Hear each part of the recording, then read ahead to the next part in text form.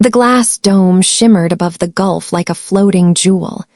La Via Dome, New Orleans' most exclusive restaurant, was perched atop the rebuilt seawall where the city met the ocean. At dusk, the horizon bled gold and violet, reflecting against the dome's transparent walls. Every table was booked weeks in advance, and tonight one of them was mine, or so I thought. "Excuse me, ma'am, are you here for the Delacroix party?" the hostess asked, her voice crisp through the soft jazz humming in the background. "Yes," I replied, adjusting the silk shawl over my shoulders. "Eleanora Delacroix, I'm the—" Before I could finish, I spotted them, my family. At the center table, right under the golden chandelier, Celeste, my adopted daughter, laughing in her shimmering AI-woven gown. Lucian, my biological son, tapping on his wristpad as if he owned the place. Gus, Celeste's husband, raising a glass of glowing champagne. And my grandchildren, Emile and Odette, snickering at something on their holophones. "Mammon," Celeste called out, her voice cut through the elegant hum of the dining hall like a whip. "Over here." For a moment, warmth bloomed in my chest. Then, as I approached, she turned to the hostess with a smile too sweet to be real. "Actually," Celeste said loudly, "this table's for important people only. Could you please find my mother another one?" Laughter erupted. Lucian smirked. Gus didn't even look up. The words slammed into me like cold water. I froze mid-step. Around us, heads turned. Well-dressed guests, politicians, journalists, tourists, all watching the woman in her late 60s stand alone under the golden light. My cane felt suddenly heavier in my hand. My cheeks burned.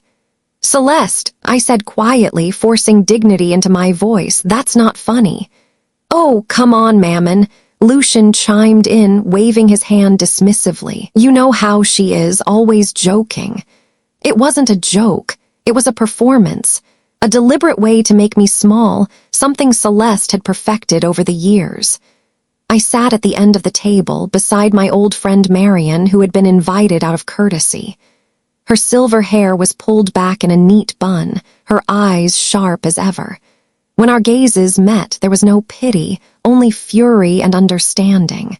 Dinner unfolded like I wasn't there. Celeste boasted about her new AI couture line garments that shifted colors with mood. Lucian bragged about landing a new defense contract for his tech firm. Gus recounted his latest expansion into virtual speakeasies. I tried to share something, my watercolor exhibit that had opened the week before, but Odette interrupted with, "That's nice, Grandma. Uncle Lucian, tell us about the sky yacht trip again." By dessert, the invisible wall around me was complete. Then came the final blow. A waiter approached, leather folder in hand, and set it in front of me. "The check, Mrs. Delacroix." I blinked. I didn't order all of this. Celeste's laugh was sharp and rehearsed. "Didn't we mention, you're paying tonight, Mammon? It's tradition. Grandmothers spoil the family." "Tradition," I whispered. "I already funded your entire launch event, Celeste, and Lucian's expansion last year and Gus's." Lucian cut me off. "It's not like you need the money. You live alone in that huge house. You've got a pension, investments. It's just dinner." I opened the folder. $9, $870. My vision blurred. "I'm not paying this," I said, closing it firmly. For the first time all night, Celeste's smile faltered. "Of course you are. You always do." Marianne placed her napkin on the table, slow and deliberate. "Eleanora," she said softly, "let's go." I looked around the table one last time, my son, my adopted daughter, my grandchildren. The people I had poured my soul and fortune into. They didn't see me, only a wallet with a pulse. I stood up. My cane clicked against the polished floor as I handed the folder back to the waiter. "Please bring me the check for my meal only." Gasps echoed through the dome. Celeste hissed, "Don't make a scene." "This is the scene," I replied. Marianne rose beside me, regal and unbothered. We walked toward the glass exit as the tension at the table thickened behind us. Waiters whispering, Lucian grumbling, Celeste snapping orders. I didn't turn around. Outside, the night air off the Gulf was cool and sharp. I inhaled deeply for the first time in years. "You okay?" Marianne asked, unlocking her sleek vintage car, a restored 2050 Cadillac. "No," I admitted, my voice cracking. "But I think I'm done being invisible." The city lights glittered on the water like 1,000 unspoken truths. Something inside me shifted that night, not with rage, but with a quiet, devastating clarity. The cafe sat tucked beneath a row of century-old balconies, their wrought iron railings tangled with blooming jasmine vines. A soft mist from the Gulf drifted inland, wrapping the cobblestone street in a silver haze. Inside, the lighting was warm and golden, jazz humming low from hidden speakers, a gentle refuge from the sting of what had just happened at La Dome. Marianne and I slid into our usual corner booth, the one we'd claimed decades ago during our teaching years. Back then, she was the unstoppable civil rights lawyer who fought corrupt city officials. I was the history professor who believed in preservation of culture, memory, dignity. We had built our lives on conviction. But tonight, my hands shook as I held my cup of chicory coffee. The bitter steam burned my throat when I spoke. "They laughed at me, Marianne," I whispered. "Celeste, Lucian, even the grandchildren. I raised those children. I paid for everything, their education, their ventures, their dreams, and I've become a punchline at their table." Marianne didn't interrupt. She simply listened, her eyes sharp and alive despite her age. When I finally went quiet, she leaned forward. "Eleanora," she said softly, "that wasn't the first time." Her words hit like a gavel. "No," I admitted, my voice breaking. "It's been happening for years, little slights, disrespect disguised as jokes. But tonight," I stared at the rain streaking the glass. "Tonight it felt final." For a long moment, the only sound was the muted clink of cups around us. Then Marianne reached into her elegant leather bag, the same one she'd carried for 40 years, and pulled out a thick, cream-colored envelope. It was sealed with the gold insignia of her law firm. She placed it gently between us like a loaded gun. "What's this?" I asked. "My will," she said simply. Her voice didn't tremble. Mine did. "Marianne, don't." She raised a hand. "I was diagnosed 6 months ago. Pancreatic cancer, stage 4. The cafe blurred, the clatter, the laughter, the rain, all of it melted into a low, ringing silence. "No," I gripped her hand. "Why didn't you tell me?" "Because," she replied calmly, "I needed time to get my affairs in order, and because I needed to be sure about something first." "About what?" Her eyes locked onto mine, steady and almost fierce. "About you, about your children, about whether you're going to spend the rest of your life as their ATM or as the woman I've always known you to be." I couldn't speak. My throat had tightened into a knot. She tapped the envelope. "Inside is a legal challenge. A game, if you like. Over the next 9 months, you must establish and keep clear boundaries with Celeste and Lucian. No loans, no bailouts, no financial crutches. If you succeed, my entire estate, the Delacroix Cultural, fund, the old mansions, the trusts, everything, valued at over $3 billion will go to you." I blinked. "What?" "And if you fail," she continued, unfazed, "it all goes to the Historic Preservation Church Foundation, every cent." I leaned back, stunned. Why would you do this?" Marianne's eyes softened. "Because you're the only family I have left, Eleanora. You're the sister I chose. And because I've watched for years as those two treated you like a bottomless well. And you, brilliant woman that you are, let them." Her words struck like hammer blows, not cruel but precise. She was right. I had enabled them. I had mistaken giving for love, silence for peace, endurance for loyalty. "And if they change," I whispered, "if they realize what they've done, then they'll have earned a place in your life again," Marianne said. "But if they don't, at least you'll have protected yourself and my legacy from being squandered by people who don't respect it." I stared at the envelope, its wax seal gleaming under the cafe lights like an unblinking eye. It terrified me, not because of the money, but because of what it demanded. Change. Real, uncomfortable change. I don't know if I can do this, I confessed. I'm tired, Marianne, I'm old. Her voice cut through my doubt, sharp and unwavering. You are not old. You are Eleanora Delacroix, the woman who rebuilt her life after losing her husband at 40, who raised 2 children alone, who stood before legislators and argued for preservation when everyone else wanted to pave history over with glass. You are stronger than both of them combined, you've just forgotten it. Tears slipped down my cheeks, not from grief, from something deeper. Recognition. Marianne squeezed my hand. Take the envelope home. Open it tonight. Tomorrow you start drawing lines. Outside, the rain had stopped. The wet street reflected the neon signs like a mirror. I held the envelope against my chest as we left the cafe, the night air crisp and still. Something inside me shifted, subtle but undeniable, like the first crack in a dam. For the first time in years, I wasn't afraid of what my children would say. I was curious how far they'd go when I finally said no. The next afternoon, I sat alone in my sunroom, overlooking the slow, silver waters of the bayou.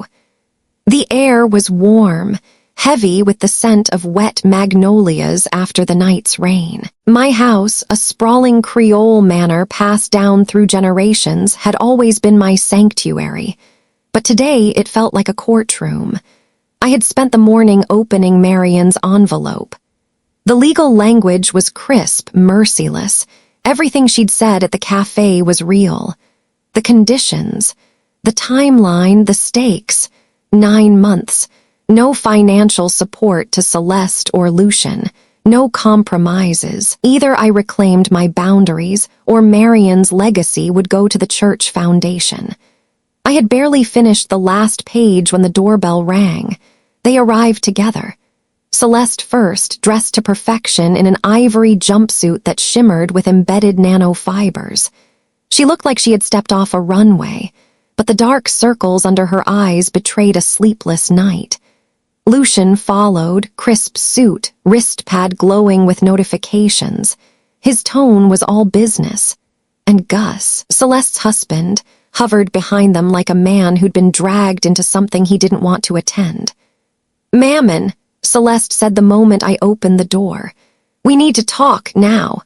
I led them to the living room. Afternoon light streamed through tall windows, landing on the polished hardwood floor like stage lights.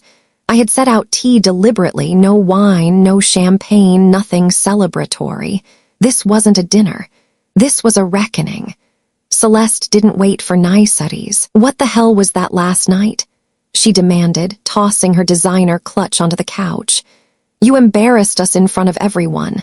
If by everyone you mean the people who watched you humiliate your own mother," I replied calmly, "then yes, I embarrassed you." Lucian raised a hand. "Let's not be dramatic, Mom. Celeste was joking. We were celebrating. You overreacted." "I didn't overreact," I said evenly. I responded, "There's a difference." Gus cleared his throat, clearly uncomfortable. "Rachel." "It's Eleanora," I corrected, my voice cutting sharper than I intended. Not Rachel, not ATM, not Mom, the walking credit line, Eleanora Delacroix. The room went silent, even Celeste blinked, thrown off by my tone. I took a deep breath. My hands were steady for the first time in years. "Starting today," I said, "there are going to be changes." Celeste tilted her head, her voice dripping disbelief. "What kind of changes?" "The financial tap," I said slowly, clearly, "is closed. Completely. No loans, no investments, no emergency bailouts, not for 9 months, not for 9 days, not at all." Lucian's laugh was quick and incredulous. "You can't be serious." "I am." "But Mammon," Celeste said, slipping into her practiced soft voice, the one that used to melt me. "I just launched AI Couture. You promised you'd help with working capital, the supplier contracts alone." "I already gave you $250,000 for that," I cut in. "Use it wisely." That was nothing, she snapped, losing the sweetness. You have millions sitting in accounts, this house, the inheritance from Papa. And none of it, I interrupted again, is owed to you. Lucian stepped forward, adopting his corporate negotiation stance. Look, Mom, we get that you're upset. Last night was unfortunate, but this is an overreaction. Families help each other. You've always been generous. It's who you are. Yes, I agreed. I've been generous, but not respected. There's a difference. That landed. I saw it in Lucian's jaw tightening, in Celeste's eyes flickering with confusion and anger. When was the last time, I asked quietly, either of you visited me without asking for something? When was the last time you came here just to talk, to share dinner, to see me? Neither of them answered. They didn't have to. The silence spoke louder than words. This is ridiculous, Celeste muttered. You're 70. You're acting like some corporate boss. I'm acting like your mother, I replied. Finally. She shot up from the couch, the legs scraping the floor. You'll regret this when you need us, don't forget that. I'm not cutting you out, I said softly. I'm cutting off the money, there's a difference. Lucian folded his arms. And what happens when your precious house starts falling apart, or your pension isn't enough? Who will you call then? I met his gaze without flinching. I'll figure it out, I always have. For a moment, the facade cracked. Underneath the polished suits and designer fabric, I saw it, raw disbelief. They had never, not once, imagined a version of me that didn't bend. Celeste grabbed her clutch, snapping it shut. Come on, Gus, we're done here. Gus hesitated. His eyes met mine briefly, not with contempt, but something closer to respect. Then he followed her out. Lucian lingered at the doorway, hands in his pockets. I don't know what's gotten into you, Mom, he said quietly. But this isn't you. Maybe, I said. Or maybe this is the me I should have been all along. He didn't respond. He simply nodded almost to himself and left. When the door closed, the house fell silent. I stood in the middle of the living room, my heartbeat echoing in my ears. For decades, I had said yes to everything: money, demands, disrespect, because I feared losing them. Now I'd finally said no. And though it terrified me, it also felt like breathing clean air for the first time in years. My phone buzzed on the table. 3 messages. Celeste, what have you done? Lucian, we need to talk. Gus, no words, just a single received check mark. I didn't answer, not tonight. I walked out onto the balcony, overlooking the glowing bayou under the twilight sky. Somewhere out there, Marianne's words echoed. Draw the line, watch who steps over it and who steps back to stand beside you. The line had been drawn. 3 quiet weeks passed after that confrontation. 3 weeks of unanswered calls from Celeste, half-hearted texts from Lucian, and complete silence from Gus. For the first time in years, my home was still. No requests, no crises, no one showing up at my door with just one more favor. It should have felt peaceful, and in some ways, it did, but silence can be deceptive. It doesn't mean change, it can also mean resentment brewing behind closed doors. The phone call came on a humid Tuesday afternoon, just as I was pruning the rose garden. Mrs. Delacroix, a soft voice asked. This is Nurse Patterson from École Nouvelle Academy. Your granddaughter, Odette, fainted during gym class. She asked us to call you, not her parents. My pruning shears slipped from my hand. I'll be there in 15 minutes, I said, already reaching for my keys. The school infirmary was quiet, sunlight filtering through frosted glass panels. Odette sat curled in a chair, her uniform wrinkled, her skin pale as porcelain. She looked so small, so unlike the confident teen I'd seen scrolling through holo screens at family dinners. Grandma, she whispered when she saw me, her voice weak. I knelt beside her, taking her cold hands in mine. Sweetheart, what happened? Nurse Patterson approached with a clipboard. She fainted during warm-ups. Blood pressure was low. She admitted she hasn't been eating properly. I turned back to Odette. Is that true? She bit her lip, tears welled in her eyes. Things at home are weird. Mom says we're in survival mode, there's not much food, everything's going into the boutique. The words hit me like a punch to the chest. Boutique, of course. Can we talk privately? I asked the nurse. She nodded and stepped out. The moment the door closed, Odette broke down, her shoulders trembling under my hands. Everything's falling apart, she whispered between sobs. Mom and Dad fight every night. Uncle Lucian won't help. Emile's pretending everything's fine, but he's scared too. I didn't want to call Mom. I didn't want her to yell. My throat tightened. Guilt surged up like a wave. Had my boundaries pushed Celeste to neglect her own children, or had my boundaries simply revealed what had been simmering all along? Did you eat today? I asked softly. She shook her head. All right, I said, standing. First, we're getting you lunch, a proper one. We sat at a small diner a few blocks from the school, one of those places that had survived every flood and hurricane for generations. Odette devoured her plate, gumbo, cornbread, sweet tea, as if she hadn't eaten in days. Her small hands shook when she reached for her spoon. Watching her, something inside me hardened. This wasn't just about Celeste's irresponsibility. This was about two children caught in the crossfire of their parents' pride. After lunch, I made the call. Celeste picked up on the fourth ring. What now? Her voice was defensive, sharp. Megan, Odette fainted at school today, I said flatly. She's with me. Silence, then, and what exactly are you implying? I'm not implying anything, I said. I'm stating a fact. She's staying with me tonight.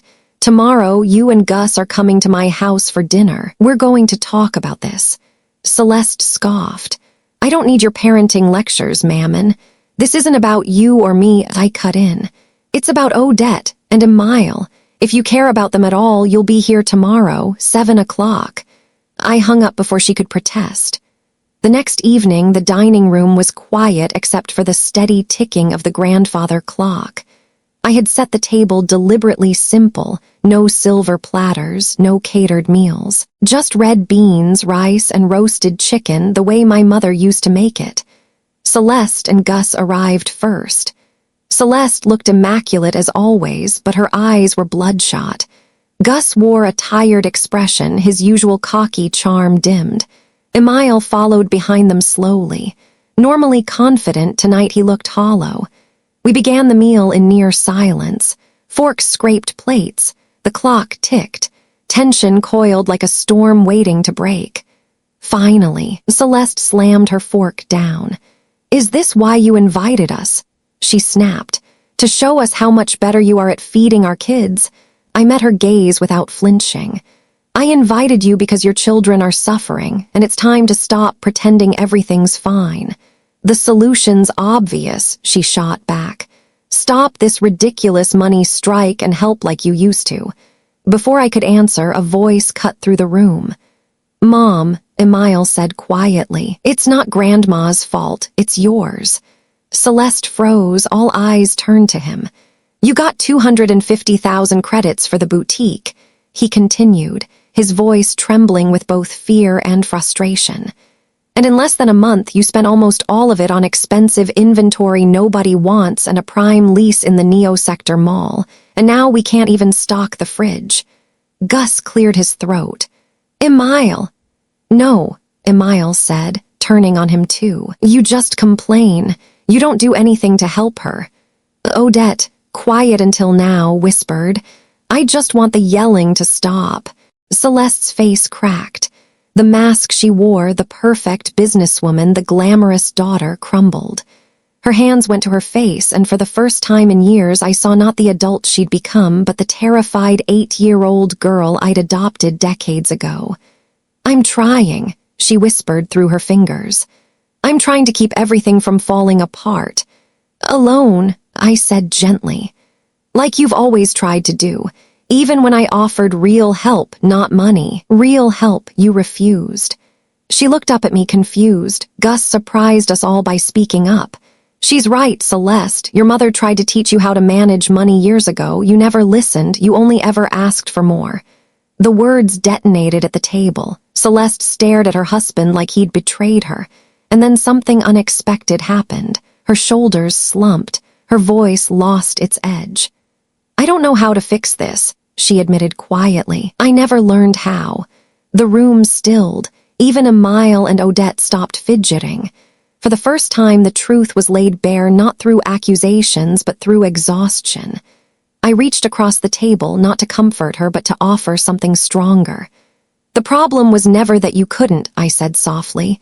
"It's that you never had to, because I always fixed it with money." She met my eyes, red-rimmed and raw. There was no hatred there, just fear. "Celeste," I continued, "I won't give you another cent, but I will teach you how to rebuild. As a mentor, not a bank, and your children," I glanced at Emile and Odette, "will not pay the price for your pride." For the first time in months, Celeste didn't argue. Later that night, after everyone had left, I sat in the quiet again. But this silence was different. Not brittle, not cold. It was the silence after the first storm has passed, the kind that hints at real change. I looked at Odette sleeping in the guest room down the hall and whispered to myself. The line held, and maybe, just maybe, they're starting to see it. The weeks that followed felt strangely different, like the house itself was exhaling after decades of holding its breath. The chaos had quieted. The phone didn't buzz every hour with financial emergencies. There were no knocks on the door demanding favors. Instead, there was work. Quiet, honest work. On the fourth morning after our family dinner, I opened the front door to find Celeste standing there. No makeup, hair pulled back, designer clothes swapped for something simple and wrinkled. She looked almost like the girl I'd met decades ago in that crowded adoption center, proud, scared, and not sure how to ask for help. "I don't want a lecture," she said, straightening her shoulders. "I need a plan." For a moment, I simply studied her face, then I stepped aside. "Come in." We set up camp in my study, a room that once held my late husband's architectural drafts. Now, the table was buried under Celeste's boutique records. Leases, contracts, unpaid invoices, and a disorganized flood of financial data that made my historian's heart ache. "You're paying triple the average lease rate for Neo-sector retail," I said, scanning one of the contracts. "It's prime location," she replied defensively. "It's a bleeding artery," I countered. "Exposure doesn't pay the bills if there's nothing left to sell." She shifted uncomfortably but didn't storm out. That already was progress. We spent hours going through every number, line by line. I showed her how to renegotiate supplier terms, how to break a toxic lease legally, and how to pivot her product line toward practical, sustainable fashion, a growing niche. She listened. She took notes. She asked questions. On the third week, as we were working on a cash flow projection, she looked up from the spreadsheet. "Why didn't you ever make me learn this?" "Because you never wanted to," I said honestly. "And I was too busy trying to keep you happy to let you fail." She went quiet, not defensive, just thoughtful. And for the first time in years, she wasn't looking at me like a bank. She was looking at me like a teacher. Lucian's shift came less dramatically. 3 weeks after the confrontation, he arrived at my porch unannounced. No suit, no sleek hover car, no entourage. Just him in worn jeans holding 2 cups of café au lait. "I heard you're helping Celeste," he said as he handed me a cup. "I'm mentoring her," I replied. He sat on the steps beside me. For a moment, we listened to the cicadas buzzing over the bayou. "I've been thinking," he said finally. "I built my company assuming you'd always be there to catch me. I never admitted it, but it's true. I stayed quiet. I'm changing that. No more bailouts. If my company can't stand on its own, then maybe I don't deserve to run it." There was no bravado in his voice this time, just clarity. He hesitated. "I also realized I barely know you. Outside of money, I don't know what you love, what you do when we're not asking for things." I laughed softly. "I'm a lot of things, Lucian, a historian, a painter, a woman who wakes up at dawn just to watch the light hit the water. You just stopped looking." He smiled, not his usual practiced one, but real. "Then maybe it's time I start." While my children were relearning responsibility, Marianne was quietly slipping away. By late summer, she was in the city's best hospital, a sunlit room overlooking the levee she'd spent her career defending. Even on her weakest days, she'd have files spread across her bed, still making notes in neat cursive with that fountain pen she loved. "How's Celeste?" she asked one afternoon, her voice thin but sharp. "She downsized," I said, sitting beside her. "Negotiated her way out of that disastrous lease. Started teaching sewing workshops to teenagers in the district. She's learning." Marianne, a faint smile flickered across her lips. "And Lucian, he's paying back his loan voluntarily." Her tired eyes softened. "You're passing the test, my friend." I squeezed her hand gently. It was warm but frail, like holding a candle flame. "It's not about the money anymore," I whispered. "It never was." "I know," she said. "It was always about whether they'd see you for who you are, not what you give." At home, the atmosphere changed in small, almost imperceptible ways. Celeste would spend afternoons at the boutique and evenings at my kitchen table, sketching designs with Odette. She'd ask questions. She'd listen. She'd try. Lucian texted updates, not to ask for money, but to share progress. His company was standing on its own for the first time. No lifelines. I found myself watching them from the doorway sometimes, my daughter teaching, my son building, my grandchildren laughing in the living room, and I realized something I hadn't felt in years. This wasn't the family I'd been financing. This was the family I'd been hoping for. Every night, after visiting Marianne at the hospital, I'd walk home along the bayou path. The rebuilt levee lights cast soft, golden reflections on the water. The air carried the scent of wet earth and blooming night jasmine. The clock was ticking. Marianne's time was running out. The 9-month test was nearing its end. But for the first time, I wasn't afraid of what would happen when that envelope was opened. Because no matter what, something fundamental had changed. Not in my bank accounts, but in my children. And in me. Marianne passed away on a quiet Sunday morning in late autumn. The sun had just broken through the clouds when I arrived at the hospital. Her room was still. No machines beeping. No papers scattered across her bed. Just her, lying peacefully, as if the battle she'd been fighting for months had finally come to an end. I sat beside her bed and held her hand, cold now but still delicate. I whispered a thank you, for the decades of friendship, for her sharpness, her courage, and for forcing me to see what I hadn't wanted to. The funeral was a grand affair, just as she'd planned. Lawyers, judges, business magnates, preservationists, and old friends filled the marble hall of the city cultural center. She'd spent her life shaping this city, and now the city came to say goodbye. My family stood awkwardly behind me.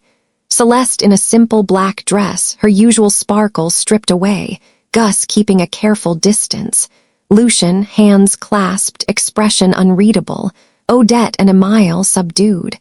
They were there, but this wasn't their world. It was hers. A week later, we gathered in the stately conference room of Menz and Thibodeau's, Marianne's law firm. Heavy mahogany walls, oil paintings, and the faint smell of lemon polish filled the air. Walter Menz, Marianne's longtime attorney, stood at the head of the table. In front of him, a thick envelope, a data chip, and a small holo projector. "Before I read the will," he said formally, "Marianne requested that this message be shown." He inserted the chip. The projector flickered to life, and there she was, Marianne, frail but upright in her hospital bed, wearing her signature pearl earrings. Her eyes were sharp as ever, piercing through time and space. "If you're watching this," she began, "I've already left this world. But before Walter reads my final decisions, you need to understand why I made them." She looked directly into the camera, into us. "I've spent the last months of my life watching how my dear friend Eleanora's family treats her. I saw public humiliation at Levia Dome. I heard the demands for money. I witnessed the disregard for her dignity." Lucian shifted uncomfortably. Celeste's lips tightened. "Celeste," Marianne said suddenly, as if she could see her sitting there. The child Eleanora welcomed into her home, Loved as her own, you've grown into a woman who uses her mother's generosity like a credit line. You humiliate her in public, demand more when she gives, and offer nothing but excuses in return. Celeste's face flushed crimson. And you, Lucian, Marianne continued, you hide behind civility. You're not cruel, but you've been indifferent. You've exploited your mother's open hands without ever asking what it cost her. Lucian stared down at the table. Marianne paused, her expression softening as she turned toward the camera again. Eleanora, you passed the test. My breath caught in my chest. You drew your line, you stood your ground, and you reclaimed your dignity, which brings us to this. She gestured off-screen. Walter cleared his throat and opened the envelope. Walter's voice was steady, practiced. Marianne Leclerc leaves her entire estate, valued at approximately $3.1 billion, including the Delacroix Cultural Fund, all properties and investment holdings, to Eleanora Delacroix, her chosen heir. A stunned silence filled the room. Celeste's mouth dropped open. Lucian turned pale. Gus blinked as if he hadn't processed the number correctly. Walter continued. Additionally, Marianne established separate conditional trusts for each member of the family. He looked directly at Celeste. Celeste Delacroix is to receive a trust fund of $10 million, accessible only after she completes 5 consecutive years of verified community service in the Cultural Reconstruction Initiative at minimum wage. No financial assistance from Eleanora may be used during this time. Celeste shot up from her chair. That's absurd. She can't do that. Actually, Walter replied calmly, she can, and she did. He turned to Lucian. Lucian Delacroix is to receive a trust fund of $10 million as well, accessible only after 3 years of teaching technology in a public school located in a disadvantaged district. Full-time. No shortcuts, no buyouts. Lucian's jaw clenched, but he said nothing. Walter continued. Each grandchild will receive a separate educational trust, fully secured and independent from parental control, available at age 18. Finally, Walter glanced at Gus. Augustine Morrow has been given 2 options: remain married to Celeste and accompany her through the service period, or receive a one-time settlement of $500,000 upon legal separation. The room exploded. Celeste started shouting about unfairness. Gus tried to calm her but looked tempted by the offer. Lucian argued about the definition of teaching. The grandchildren sat silently, eyes wide. I stood up slowly. Enough. The room froze. Marianne's voice was still playing faintly on the holo, as if echoing my own resolve. I looked around the table at each of them, the people I had raised, supported, forgiven more times than I could count. Marianne trusted me with her legacy, I said steadily. And I intend to honor it. The conditions stay. If you meet them, you'll receive your share. If you don't, it goes to the cultural trust. If you try to contest this in court, everything is revoked. Celeste stared at me like she didn't recognize the woman standing in front of her. Lucian exhaled slowly, as if accepting a silent verdict. Gus glanced between us all, calculating. For the first time in years, the power dynamic had shifted completely. Not because I took something from them, but because they finally saw that I could. That night, I sat on my porch overlooking the bayou. The air was cool, the stars scattered above the city's glowing levees. Marianne was gone, but her voice, her strength, lingered. Inside, my grandchildren laughed over dessert. Celeste and Lucian were quiet, thoughtful, not broken, just challenged. For years, I had tried to buy peace. Marianne had shown me something far better, boundaries that lead to transformation. I raised my glass of wine toward the night sky and whispered, "Well played, Marianne, well played." 9 months after Marianne's will was read, the city had shifted from the damp chill of autumn to the warm, honeyed light of spring. The bayou was alive again, egrets gliding over the water, children laughing in the levee gardens, the air thick with jasmine and river wind. And inside my home, something else had bloomed. Celeste stood at the kitchen island one morning, her hands stained with fabric dye, her hair tied back messily. She looked nothing like the woman who once strutted into La Via Dome in an AI-woven gown. Her boutique had moved to a modest corner in the cultural district. A former warehouse, she and a group of apprentices had refurbished themselves. She now taught daily sewing and design workshops to teens from underfunded schools. Her students adored her. She'd learned to budget, to negotiate, to work without leaning on me. "Can you believe it?" she said one morning, laughing as she wiped her hands on her apron. "Odette drafted her first full pattern yesterday without my help." I smiled. "I can believe it. She has your eye for detail, minus your flair for overspending." She rolled her eyes playfully. "Very funny, Mammon." There was no venom in her voice this time, only warmth.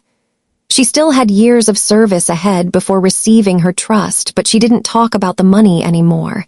She talked about her students, her projects, her purpose. For the first time since she was 8 years old, Celeste wasn't performing. She was becoming. Lucian's path was quieter but no less profound. He accepted Marianne's condition and began teaching computer science and engineering at a public school on the outskirts of the city, a district still recovering from years of neglect. At first, he hated it. He complained about the outdated equipment, the bureaucracy, the chaos. But slowly, something shifted. His messages to me became less about obstacles and more about victories. A student who built a functioning drone from scrap parts, another who got a scholarship to a tech academy. One evening, he stopped by the house, dusty from the school workshop, holding a paper airplane made by one of his students. "Mom," he said, his voice low, "I think this is the first time in years I've felt useful. Not powerful, not wealthy, just useful." I hugged him. It wasn't a grand moment. It was simple, real. Emile and Odette flourished in ways I hadn't anticipated. Without constant fighting and financial tension at home, they grew into thoughtful, resilient teenagers. Odette spent afternoons helping at her mother's workshop, while Emile tinkered with Lucian's students after school.